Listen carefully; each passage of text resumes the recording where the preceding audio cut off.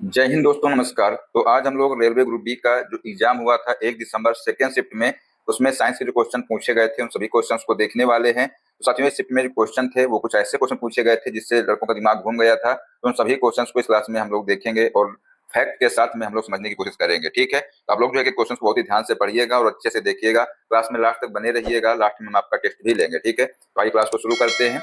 पहला साथियों क्वेश्चन पूछा गया था कि एक धीमी ध्वनि की तुलना में समान आवृत्ति की एक तेज ध्वनि तरंग को डैश द्वारा दर्शाया जाता है, बताइए।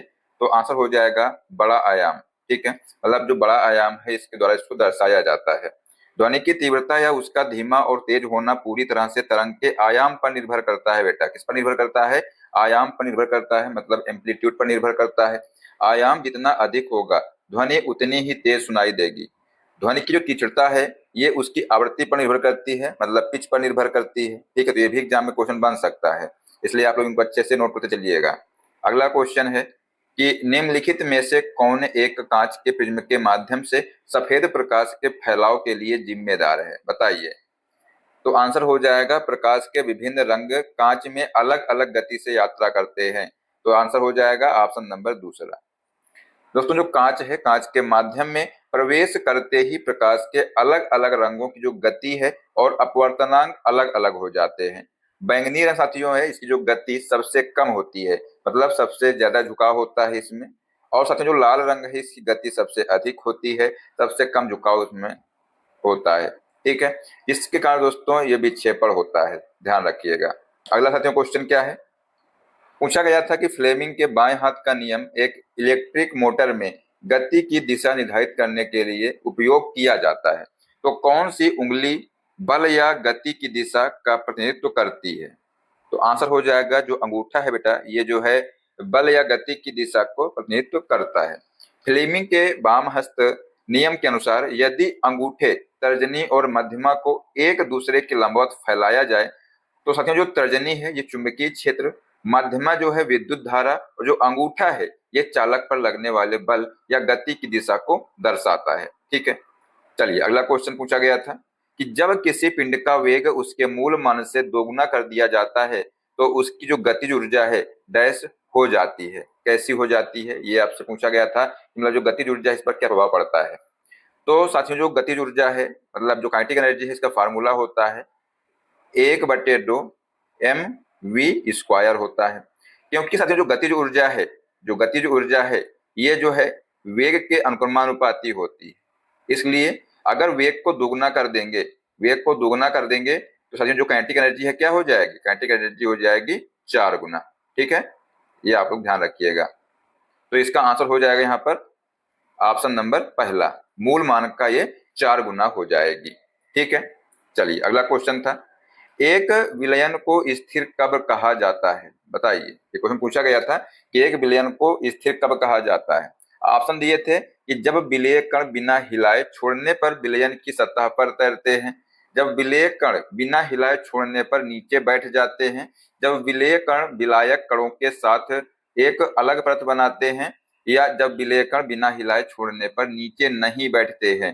बेटा स्थिर कब कहा जाता है? तो जब विलेय कण बिना हिलाए छोड़ने पर नीचे नहीं बैठते हैं। तो राइट आंसर ऑप्शन नंबर चौथा हो जाएगा। आइए देखते हैं यहाँ पर कि एक वास्तविक विलयन, मतलब एक जो समांगी मिश्रण होता है, ध्यान रखिएगा, मतलब कि जो एक वास्तविक विलयन है ये एक समांगी मिश्रण होता है। इसके कणों का जो आकार है बहुत छोटा होता है, मतलब 1 नैनोमीटर से भी कम होता है। इसके कारण जो है इन्हें शांत छोड़ देने पर भी ये नीचे नहीं बैठते हैं, जो इसके स्थिर होने की मुख्य पहचान है। ठीक है, चलिए अगला क्वेश्चन क्या पूछा गया था, देखिएगा। जब एक हाइड्रोकार्बन को हवा की अधिकता में जलाया जाता है तो अंतिम उत्पाद हमेशा होता है, क्या होता है बताइए। देखते हैं कौन इसका जवाब देता है। तो बेटा जो अंतिम उत्पाद है ये कार्बन डाइऑक्साइड और पानी जो है होता है। तो राइट आंसर ऑप्शन चौथा हो जाएगा। हाइड्रोकार्बन का हवा, मतलब साथियों जो ऑक्सीजन की प्रचुर मात्रा में दहन, मतलब जलाने पर होने पर जो है ये पूरी तरह ऑक्सीकृत होकर के कार्बन डाइऑक्साइड और जल का निर्माण करता है तथा अत्यधिक मात्रा में ऊष्मा व प्रकाश मुक्त करता है। अपूर्ण दहन होने पर बेटा विषैली कार्बन मोनोऑक्साइड गैस बनती है। ठीक है, तो ये भी आप लोग ध्यान रखिएगा। अगला क्वेश्चन है, असंतुलित अभिक्रिया पर विचार करें। यहाँ पर साथियों एक अभिक्रिया दी हुई थी और पूछा गया था कि इस समीकरण को संतुलित करने के लिए निम्नलिखित में से कौन सा गुणांकों का सही सेट होना है। बेटा यहाँ पर जो गुणांक दिए थे आपको, जो यहाँ पर डैश का निशान लगा है ना, यहाँ पर जो है इनको भरना था। बताइए इनमें से कौन सा आंसर हो जाएगा। तो दोस्तों आप लोग ध्यान रखिएगा, जो अभिक्रिया है इसको संतुलित करना है। तो यहाँ पर जो है क्या आ जाएगा, 2 यहाँ पर रखेंगे तो यहाँ पर 4 कार्बन बेटा है, तो यहाँ पर भी 4 कार्बन के लिए क्या रखेंगे, यहाँ पर जो है कितना रखना पड़ेगा, 4 रखना पड़ेगा। ठीक है, तो यहाँ पर कितने हो गए, 4 कार्बन हो गए। ठीक है बेटा, यहाँ पर अब H की बात करते हैं, मतलब जो हाइड्रोजन है इसकी बात करते हैं, तो 6 दूनी 12 हाइड्रोजन है यहाँ पर। ठीक है, कितने हाइड्रोजन है, 12 हाइड्रोजन है, तो यहाँ पर बेटा 6 रखेंगे, तो कितने हाइड्रोजन हो गए, 12 हाइड्रोजन हो गए। इसके बाद जो है यहाँ पर रखेंगे कितना, 7 रखेंगे, तो 7 दूनी बेटा जो 14 है, 14 ऑक्सीजन हो गए। तो यहाँ पर जो है 4 दूनी 8 ये हो गए ऑक्सीजन, और 6 ये हो गए, तो 8 6 14 ऑक्सीजन हो गए। ठीक है, तो इस तरह जो है जो अभिक्रिया है संतुलित हो गई है। तो आंसर इसका क्या हो जाएगा, 2 7 4 और 6। ठीक है, तो 2 7 4 और 6, तो आंसर हो जाएगा यहाँ पर ऑप्शन नंबर दूसरा। ठीक है, चलिए अगला क्वेश्चन था कि एक व्यक्ति बस में खड़ा है जो अचानक रुक जाती है, व्यक्ति आगे की ओर गिरता है और गति के निम्नलिखित नियमों में से कौन सा इस घटना के लिए सीधे तौर पर जिम्मेदार है। बताइए बेटा, जब व्यक्ति आगे की ओर गिरता है तो इसके दोस्तों उस पर कौन सा नियम कार्य करता है, न्यूटन का गति का पहला नियम, इसी को जड़त्व का नियम कहा जाता है। ठीक है, तो आंसर हो जाएगा ऑप्शन नंबर तीसरा। साथियों जो न्यूटन का गति का प्रथम नियम है या जड़त्व का नियम है, ये क्या कहता है, ये कहता है कि अचानक बस रुकने पर विरामावस्था में आ जाते हैं, लेकिन शरीर का जो ऊपरी हिस्सा है, मतलब जो पैर हैं, ये विरामावस्था में आ जाते हैं, और जो ऊपरी हिस्सा है शरीर का, वो गति के जड़त्व के कारण आगे की ओर गतिशील रहना चाहता है। ठीक है, ये जो है जड़त्व का नियम कहता है। ठीक है, तो आंसर हो जाएगा यहाँ पर ऑप्शन नंबर तीसरा। दोस्तों काफी बच्चे कमेंट कर रहे थे कि सर इस शिफ्ट जितनी है 101 शिफ्ट हैं, इनको जल्दी से करा दीजिए।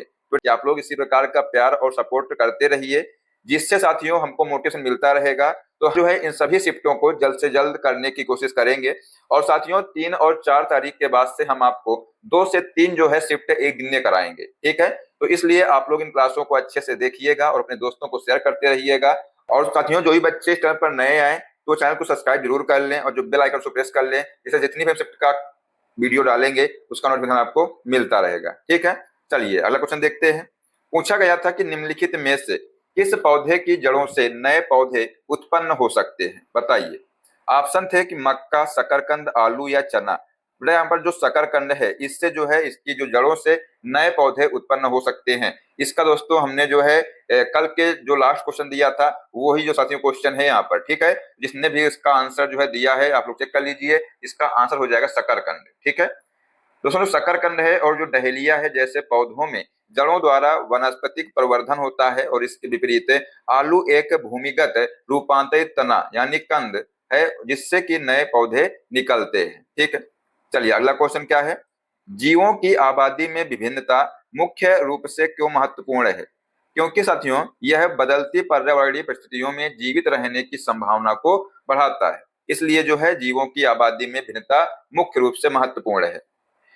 साथियों बात की जाए फैक्ट की, तो जीवों की समष्टि में पाए जाने वाली जो विभिन्नताएं हैं उन्हें बदलते पर्यावरण और प्रतिकूल परिस्थितियों जैसे कि तापमान बढ़ना, बीमारी आदि के प्रति अनुकूलित होने में मदद करती हैं, जिससे प्रजाति के विलुप्त होने का खतरा कम हो जाता है। ठीक है, अगला क्वेश्चन था, निम्नलिखित में से कौन एक निश्चित पैटर्न में एक ही भूमि क्षेत्र पर एक साथ 2 या 2 से अधिक फसलें उगाने का एक उदाहरण है। तो आंसर हो जाएगा अंतर फसल। तो इसका जिसने आंसर तीसरा लगाया था उसका यहाँ पर राइट आंसर हो जाएगा। एक ही खेत में एक निश्चित ज्यामितीय पैटर्न या कतारों में 2 या 2 से अधिक फसलों को एक साथ उगाना अंतर फसल कहलाता है। इसी को जो है इंटरक्रॉपिंग कहते हैं। ठीक है, जबकि बिना मिट्टी के केवल पानी और पोषक तत्वों में पौधे उगाना हाइड्रोपोनिक्स कहते हैं। ये आप लोग ध्यान रखिएगा, एग्जाम में बन सकता है। ठीक है, चलिए अगला क्वेश्चन है कि एक तैराक पानी को पीछे की ओर धकेलता है, प्रतिक्रिया बल को तैराक को आगे बढ़ाता है, वह है। बेटा बताया गया है यहाँ पर, बताइए कि क्या है वो। तो पानी तैराक को आगे धकेलता है। ठीक है, प्रतिक्रिया बल जो तैराक को आगे बढ़ाता है वह जो है पानी तैराक को आगे ढेलता है, धकेलता है। यह परिघटना न्यूटन के गति के तीसरे नियम यानी कि क्रिया प्रतिक्रिया का नियम पर आधारित है। जब तैराक पानी पर पीछे की ओर बल लगाता है, मतलब क्रिया करता है, तो पानी तैराक पर उतना ही विपरीत बल आगे की ओर लगाता है, मतलब प्रतिक्रिया करता है। ठीक है, तो आंसर हो जाएगा बेटा यहाँ पर ऑप्शन नंबर चौथा। नेक्स्ट क्वेश्चन है, किस कण की उपस्थिति के कारण खुरदरी खुरदरी जो एंडोप्लाज्मिक रेटिकुलम है, ये माइक्रोस्कोप के नीचे खुरदरी दिखती है? बताइए। ऑप्शन है सेंट्रोसोम, राइबोसोम, लाइसोसोम या पेरोक्सीसोम। राइट आंसर हो जाएगा राइबोसोम। आइए देखते हैं यहाँ पर बेटा, जो अंतर पृथ्वी जालिका है कि जो बाहरी सतह पर राइबोसोम चिपके होते हैं, जिससे यह जो है खुरदरी मतलब रफ ईआर मतलब रफ जो है एंडोप्लाज्मिक रेटिकुलम दिखाई देती है। राइबोसोम का मुख्य कार्य जो है कोशिका में प्रोटीन का संश्लेषण करना होता है। क्या होता है इसका मुख्य कार्य? तो प्रोटीन का संश्लेषण करना होता है कोशिका में। ठीक है, इसको आप जरूर ध्यान रखिएगा। अगला क्वेश्चन क्या पूछा गया था कि निम्नलिखित में से कौन सा कोशिका के संरचनात्मक संगठन का हिस्सा नहीं है? बताइए। तो ऑप्शन थे कोशिका द्रव्य, हृदय, माइटोकॉन्ड्रिया या कोशिका भित्ति।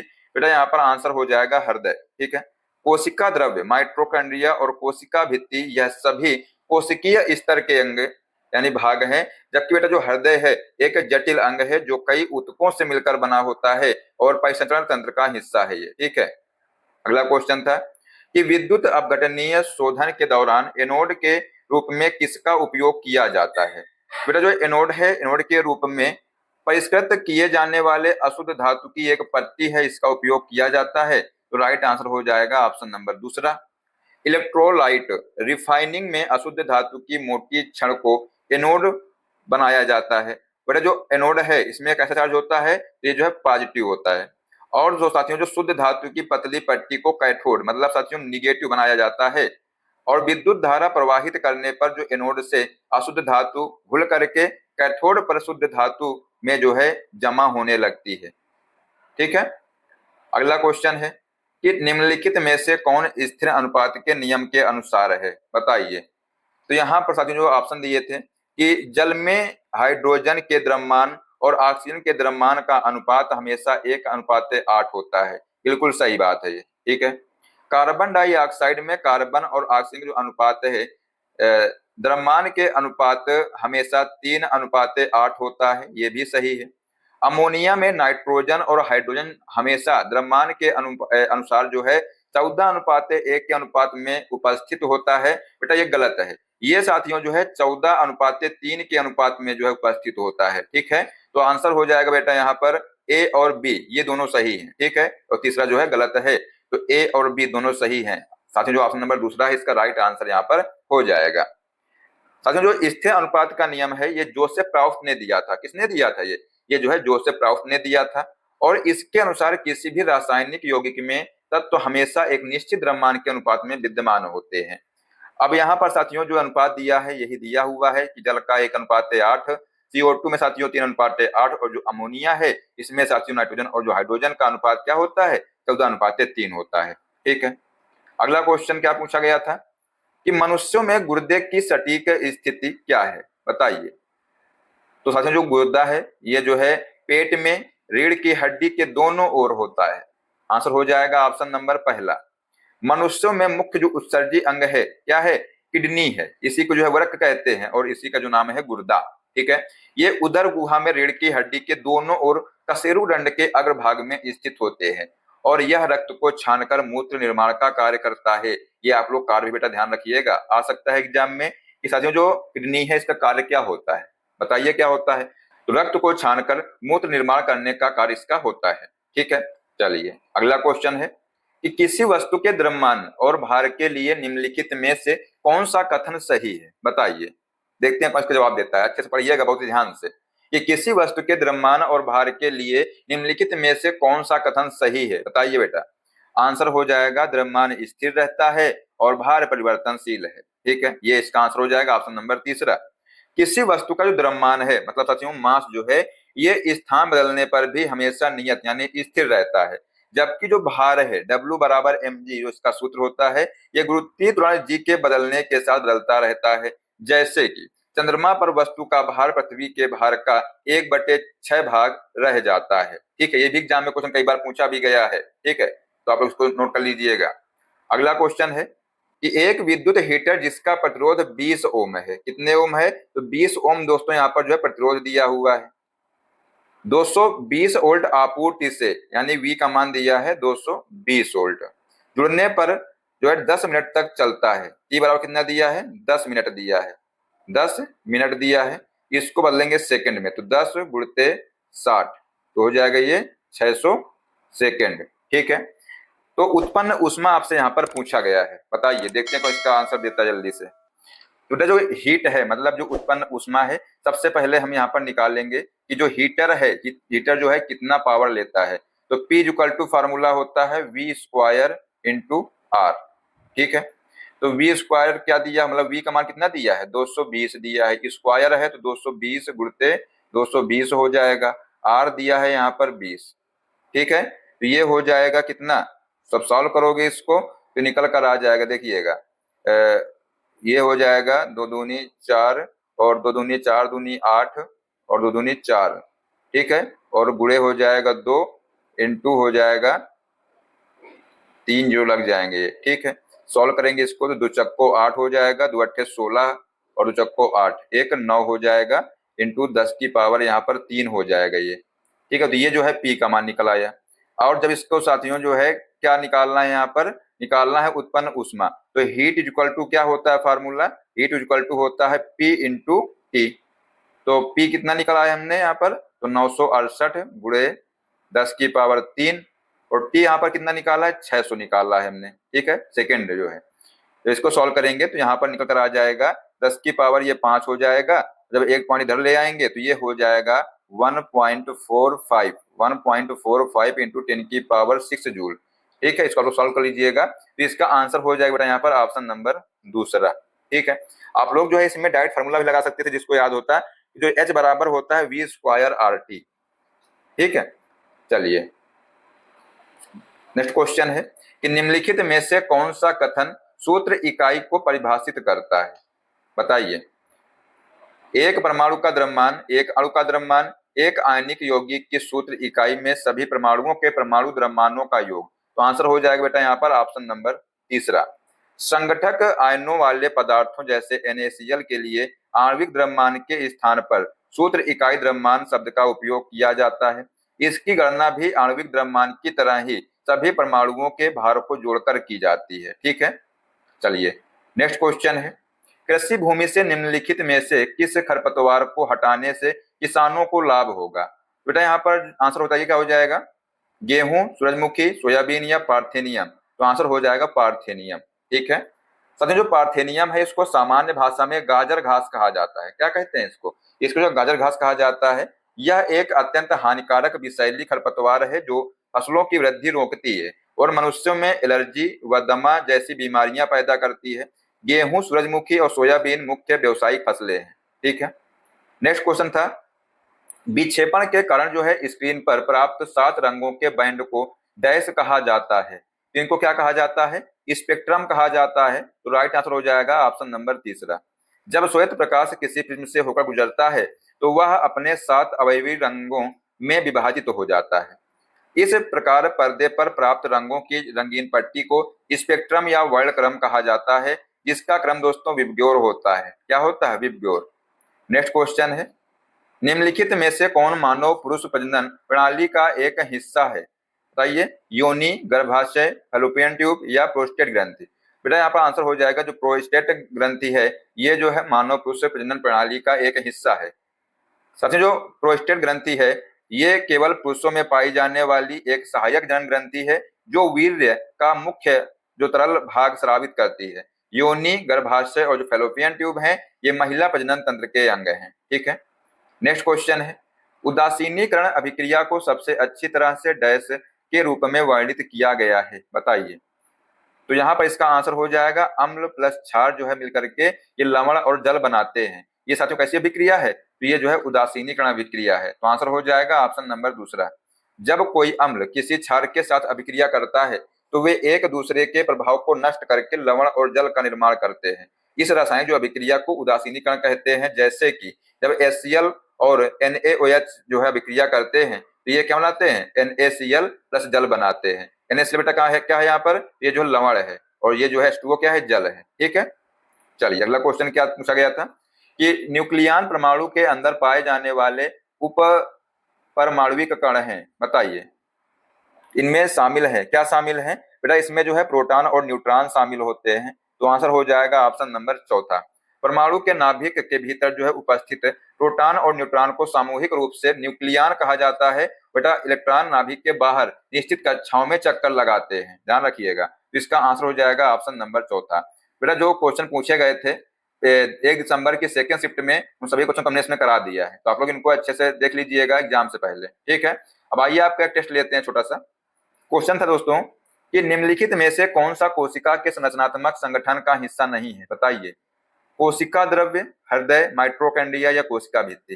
जिस बच्चे ने इस क्लास को अच्छे से देखा होगा वो बच्चा जो है इसका आंसर जरूर दे पाएगा। देखते हैं कि बच्चे ने इस क्लास को अच्छे से देखा है। जो ही बच्चा इसका आंसर देगा इससे मालूम चल जाएगा कि इस बच्चे ने क्लास को लास्ट तक देखा है। तो इसका जो आंसर बताइए आप लोग कमेंट बॉक्स में क्या होगा। ठीक है दोस्तों, आप लोग बताइए कमेंट बॉक्स में कि आप लोग क्लास कैसी लगी और क्या कमी थी क्लास में, क्या आप लोग जो इस पर क्लास और देखना चाहते हैं। अगर देखना चाहते हैं तो चैनल सब्सक्राइब कर लीजिएगा, जो बेल आइकन उसको प्रेस कर लीजिएगा। इससे हम जितनी क्लासेस इसमें कराएंगे सभी का जो है आपको नोटिफिकेशन मिलता रहेगा और आप लोग जो है इन क्लासों को देख पाएंगे। ठीक है, तो मिलते हैं नेक्स्ट क्लास में। जय हिंद, जय भारत, वंदे मातरम।